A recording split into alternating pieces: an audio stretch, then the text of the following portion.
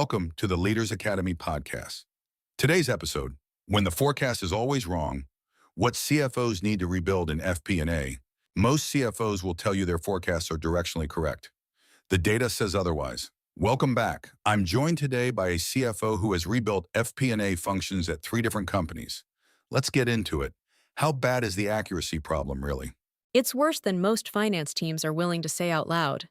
Accenture published research in 2025 showing that over 60% of large enterprises miss their annual revenue forecast by more than 10%.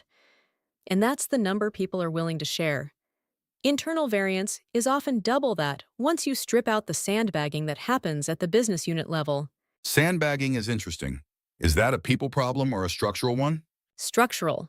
When business unit leaders know they'll be evaluated against the forecast, they build in cushion. That's rational self-protection. The CFO who blames the individual is missing the point. You designed a system that rewards conservative estimates, so that's exactly what you get. The forecast becomes a negotiation, not a prediction. So the incentive architecture is broken. What else is structurally wrong? 2 things stand out. First, most FP&A teams are still anchoring new forecasts to last year's actuals. They're essentially asking, what changed from last year?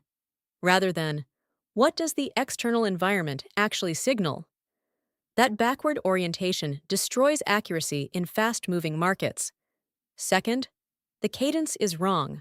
A quarterly reforecast cycle made sense in 2005.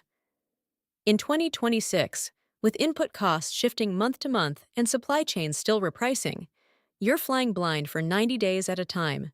Some companies have moved to rolling forecasts. Does that actually work, or is it just more work? It works when it's implemented with discipline. Unilever moved to an 18-month rolling forecast model and specifically cited reduced variance as one outcome.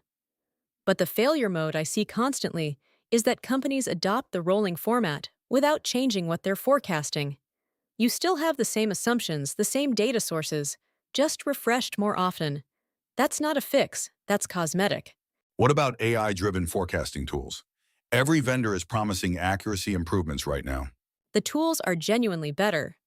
Anaplan, Pigment, and a few others have real machine learning forecasting capabilities that outperform traditional driver-based models in controlled conditions.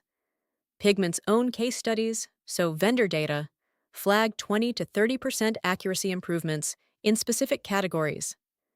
I'd take those numbers with some skepticism, but directionally, the improvement is real. The problem is that the tool can only work with the data you give it. Garbage assumptions in, garbage forecast out. No software fixes a weak data governance model. If a CFO listening to this could change one thing Monday morning, what is it? Separate the forecast from the budget. They are different objects serving different purposes, and conflating them is the single biggest structural error I see. The budget is a commitment. The forecast is your best current read of reality. Once you treat them as the same document, you've already lost. To go further, Leaders Academy offers strategic training programs, diagnostic tools, and an executive self-assessment designed for CMOs, CDOs, CFOs, and leaders aiming for board-level performance. Explore everything at mba-training.com. Thank you for listening to the Leaders Academy podcast. See you tomorrow for another episode.